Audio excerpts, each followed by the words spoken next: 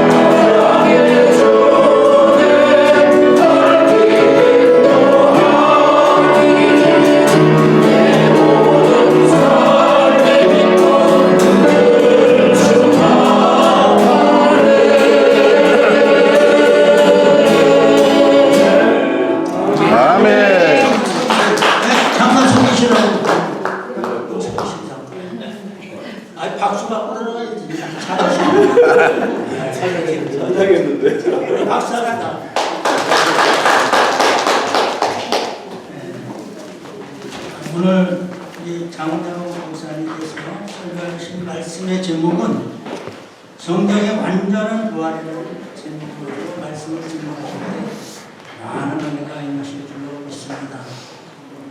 가보시겠습니다.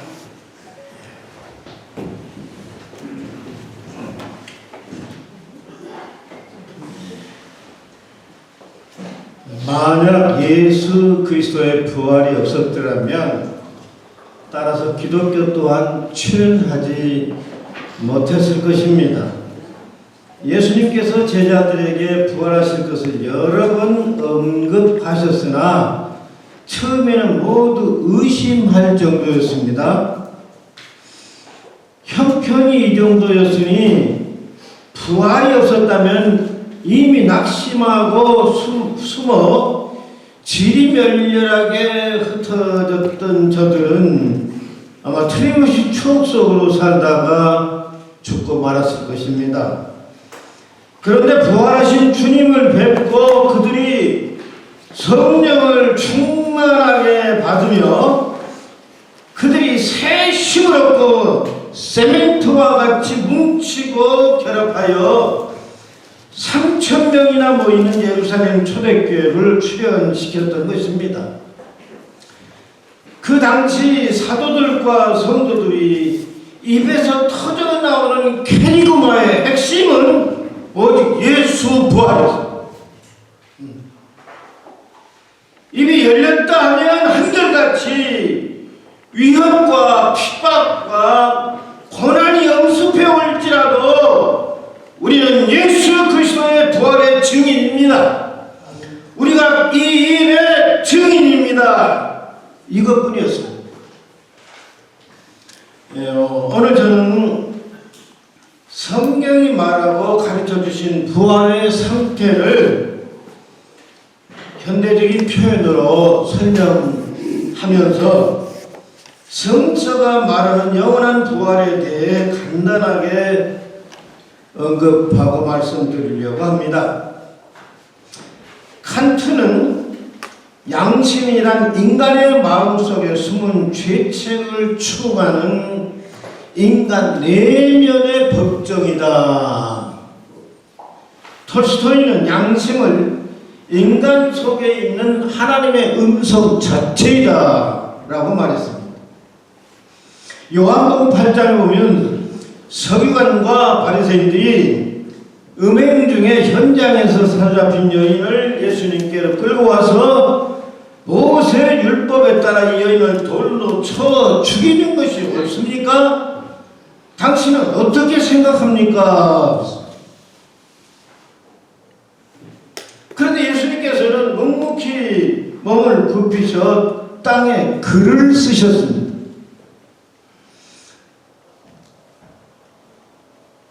그러다 그들은 거세게 다그치며 재촉했습니다.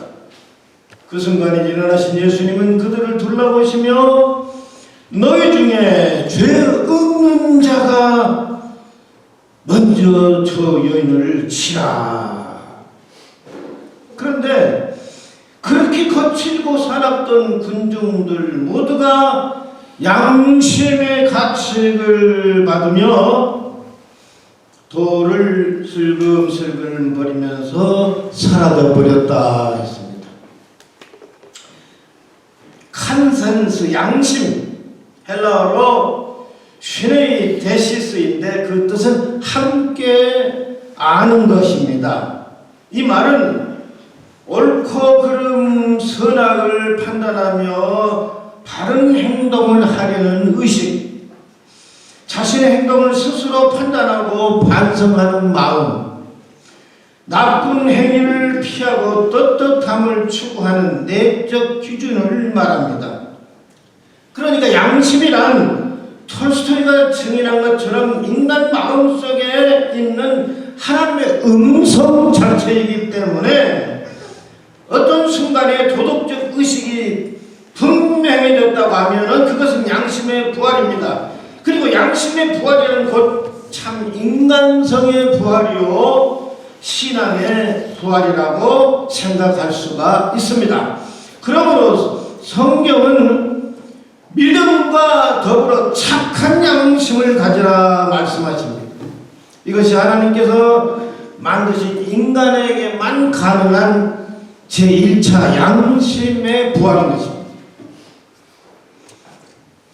레오 톨스토이는 부활이라고 하는 작품을 썼는데 이 주인공 네프로도프 청년은 어느 날 어떤 매춘부가 살인과 강도죄로 재판을 받고 있는 재판의 배심원으로 출석을 하게 됩니다.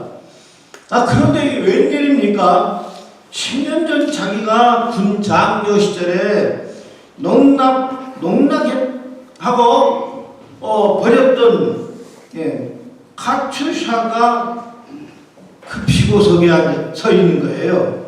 아니, 카츄샤가 매춘부가 되고 살인까지. 그는 죄책감에 가슴이 뻐개짐을 느낍니다. 나는 일시적인 충동으로 그녀를 유혹하고 휴지 조각처럼 버렸는데 10년간의 아이를 가진 그녀가 얼마나 기막힌 사연을 안고 밑바닥 인생을 살아왔을까. 그런데 카츄샤는 매춘부였으나 살인 강도는 아니었습니다. 네플로도프는 감옥으로 그녀를 찾아갑니다. 나는 행동으로 당신에게 속죄하고 싶소. 당신을 어떻게든 무죄 석방시켜 당신과 결혼하고 싶소. 그러나 10여 년간 무제압에게 채이고 쫓기고 사가서라온 그녀는 어떤 남자의 말도 믿지 못합니다. 네플로도프는 귀족의 딸과 약혼도 파기하고 유명한 변호사를 사대면서 정부에 청원서를 제출합니다. 그러나 그렇게 노력한 대가도 없이 카츄샤는 실형을 받아 시베리아로 유영을 떠납니다. 그도 춥고 괴로운 시베리아로 그녀를 따라서 갑니다. 여기에서 카츄샤도 그의 진심을 알고 10여 년 전에 순리했던 마음을 차츰 회복합니다. 그때 카츄샤는 시몬손이라고 하는 정치범을 사랑하게 됩니다. 둘이는 장례를 약속합니다. 결국 네프로도프는 카츄샤를 향한 자신의 속죄를 끝까지 실천하지 못하게 되는 것입니다. 그러나 그는 그 남은 생일을 감옥에서 고생하는 수인들을 위해서 바치겠다고 결심합니다. 우리는 여기 한 청년이 자신의 과거의 죄악을 깊이 뉘우치면서 윤리적인 행동으로 속죄하려고 발버둥치는 윤리적 부활을 보게 됩니다. 그런데 사실 그것은 자기 잘못을 보상함으로써 그 죄악으로부터 용서를 받으려고 하는 행동적이고 윤리적인 실천주의자 곧 톨스토이 자신의 고백이었던 거예요. 윤리 부활이 없이는 믿는다고 하지만 장교 시절의 네플로도프처럼 가는 곳마다 파렴치한 일을 저지르고 사는 것입니다. 그러므로 크리스찬은 하나님의 은혜와 역사로 말미암아 옛사람과 행실을 완전히 벗어버리는 윤리적인 부활이 있어야 됩니다. 문제는 이제 셋째 말하는 영혼의 부활입니다. 이 영혼의 부활이야말로 부활의 알파와 오메가입니다. 사실 영혼의 부활 없이 양심의 부활이 있을 수 없고 윤리적인 부활도 기대할 수가 없는 것입니다. 모든 인간 영혼은 아담 이후 원죄와 허물 그리고 자신의 자범죄로 인해서 죽어가고 있는데 예수 그리스도 안에서 나타난 하나님의 사랑으로 우리가 죄 용서받고 영혼이 거듭나 부활한 것입니다. 저는 양심의 부활, 윤리의 부활, 영혼의 부활을 심화시키면서 완전한 부활을 설명하기 위하여 러시아의 실존주의 작가 도스토옙스키의 죄와 벌을 잠시 이야기하려고 합니다. 가난한 법대생 라스콜니코프는 왜 세상에 선하고 가난한 사람들이 기구하고 비참한 운명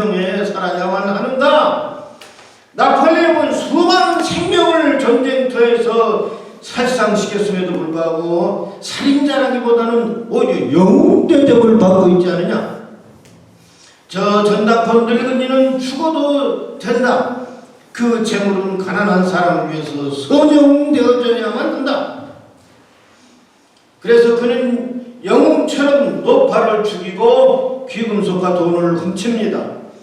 그러나 그 범죄의 순간부터 그는 엄청난 갈등과 번뇌에 사로잡힙니다. 전당포에서 훔친 작물들을 그냥 숨겨두고 안절부라지 못하고 극도로 괴로워합니다. 그러면서 가련한 거리의 여인 소냐를 나게 되는데, 소냐는 술정꾼 아버지 때문에 가정을 위해서 몸을 팔고 있었습니다. 라스콜리니코프는 그녀를 의지하며 그 가정을 도와주고, 술주병했던 소냐의 아버지가 돌아갔을 때 그 집안을 후원해 줍니다. 그 와중에서 노파 살인범이 검거되어 자백을 했다는 소문이 퍼집니다.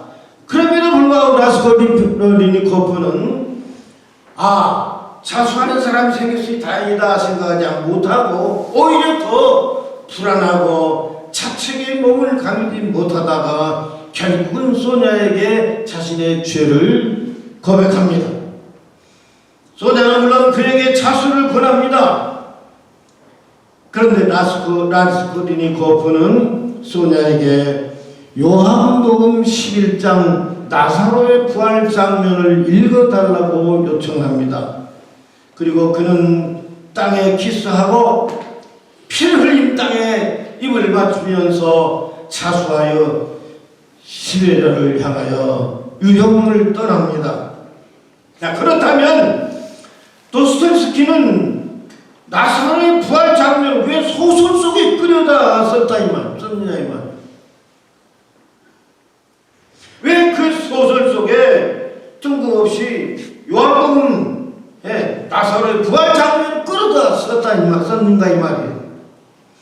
러시아 정교의 신자였던 도스토옙스키는 외롭고 가난했던 자, 비천하게 죽었던 자, 갇힌 자, 사망 근세에 묶였던 나사로의 대전환을 통하여 범죄의 영향력으로 말미암아 처참함에 파괴되어가는 한 청년 라스콜리니코프의 인생과 삶도 예수 그리스도의 능력 안에서 얼마든지 부활할 수 있다는 사실을 강조하기 위해서 그렇게 소설 속에 나사로의 부활 장면을 끌어다 썼던 거예요.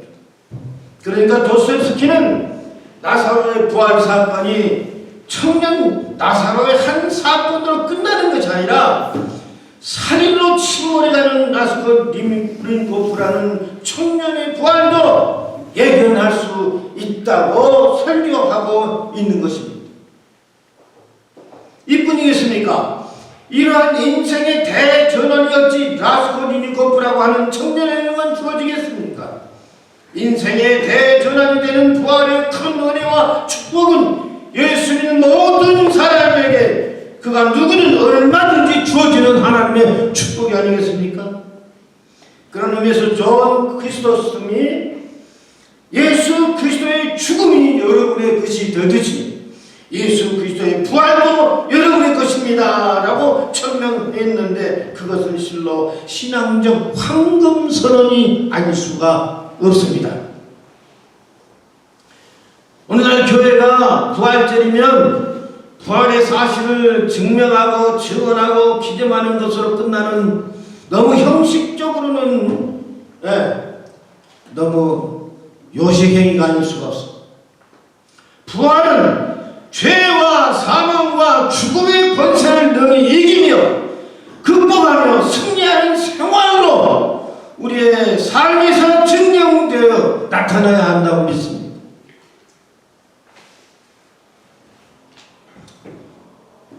아프리카 우간다 교회에서 일어난 실화입니다. 당시 우간다 독재자 이디 아민, 그는 악령 높은 독재자의 폭군입니다. 그는 사람을 죽여 그의 간을 내어 먹었다고 하는 그런 아주 너무 포악스러운 짓을 했어요. 이디아민. 그때 케파펜키 목사님이라는 분이 계셨는데 그는 7,000명의 교인을 섬기며 능력 있는 영적 지도자로서 우칸다의 교회 역사를 감당하고 있었습니다. 그는 때로 민주화를 외치고 그러다 보니 정부를 비판하는 설교를 할 수밖에 없었습니다. 어느 부활절 새벽 예배를 마치고 사무실에 있는데 총을 겨눈 무장 요원 5명이 반국가 사범을 처단하라는 명령을 받고 출정했습니다. 케파판키 목사는 이미 가족한 사람처럼 태연하고 온유하게 말했습니다. 오늘은 부활절 아침입니다. 나는 죽는 것을 조금도 두려워하지 않습니다. 그러나 내게 2분간의 시간만 허락해 주신다면 나도 기도하며 나의 삶과 목회를 마무리하려고 합니다. 그들은 허락했습니다.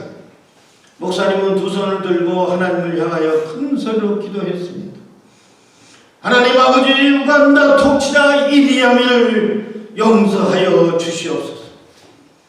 그 명령을 원치 아니하면서도 받들어야 하는 이 5명의 요인을 또한 용서해 주시옵소서. 우간다 국민에게 자유를 주시옵소서. 내 사랑하는 조국이 사랑의 땅, 의의 땅이 되도록 도와주옵소서. 나의 죽음으로 다시는 이러한 비극이 되풀이되지 않게 역사하여 주시옵소서. 기도하는 케파판키 목사님의 눈에서 눈물이 솟구쳐 솟아났습니다.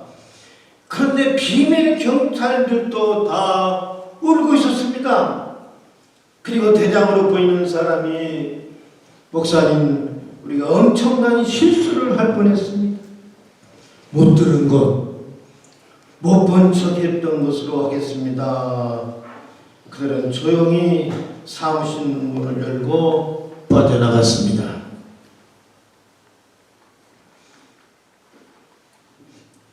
결론입니다. 한 인간이 예수 그리스도 안에서 하나님의 은혜로 양심과 윤리와 영혼의 부활을 경험하며 중생하고 성결하고 고귀한 영적 신부로서 성화되어 간다면 주님의 귀한 부활 나팔이 울려 퍼질 때 영화로운 상태로 부활하여 영생 축복이 되는 것을 우리는 믿습니다. 그리고 그때를 살아있다가 그 최고의 순간에 휴거하여 공중에서 재림하는 주님을 만나는 성도, 그때 주님을 만나는 주님의 종들이야말로 얼마나 행복하고 영광스럽겠습니까? 제가 인천여자신학대학에서 18년 동안 매주 금요일 낮밤으로 강의를 했었는데, 그때 매주 금요일마다 이호문 목사님의 아버님, 이북에서 이호 목사님 혼자 데리고 내려왔는데 그냥 가지 못하고 여기 살게 됐죠. 근데 그 할아버지 목사님이 은퇴하고 아들에게 물려주며 이제 강의를 하고 계시는데 그때 벌써 90이 넘으셨어요. 장 목사님, 저는 예수님의 재림을 믿습니다. 나는 내가 살아생전에 예수님이 재림하시면 얼마나 좋겠냐 늘 기도하고 있습니다. 그랬어요. 그래서 부활절 아침 부활한 주님의 영광을 찬양하며 이 부활의 영광이 대한민국에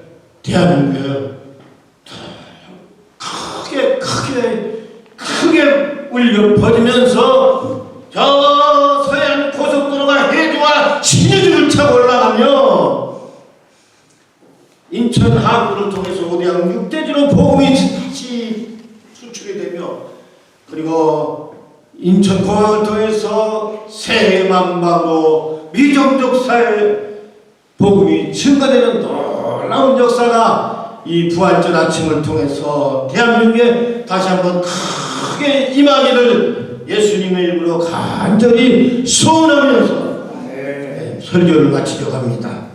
기도하겠습니다. 하나님 아버지, 이 부활절 아침 141년 전에 세물포의 앞에서 은도두가 부활절 아침에 이 땅에 옴으로 인해서 이 대한민국의 생명이, 이 대한민국의 구원이 임하고 이 대한민국의 역사가 일어났습니다. 민주화가 일어났습니다. 그리고 6.25 인천 상륙작전을 통해서 대한민국이 다시 한번 부활하여 21세기 세계적인 1등 국가가 될 수 있었습니다. 이 인천이야말로 이 부활과 인천이야말로 상륙작전을 통하여 대한민국의 투혼이나 생명을, 영광을, 광명을, 민주주의를 선사했습니다. 오늘 이 부활절을 통하여 우리 인천의 교회의 교계와 인천의 성도들을 통하여 이 부활의 영광이 다시 한번 이 결의와 이 땅과 저 북한에까지 크게 임할 수 있도록 축복하여 주시옵소서. 예수님의 이름으로 감사하고 간절히 기도하옵나이다. 아멘. 아멘.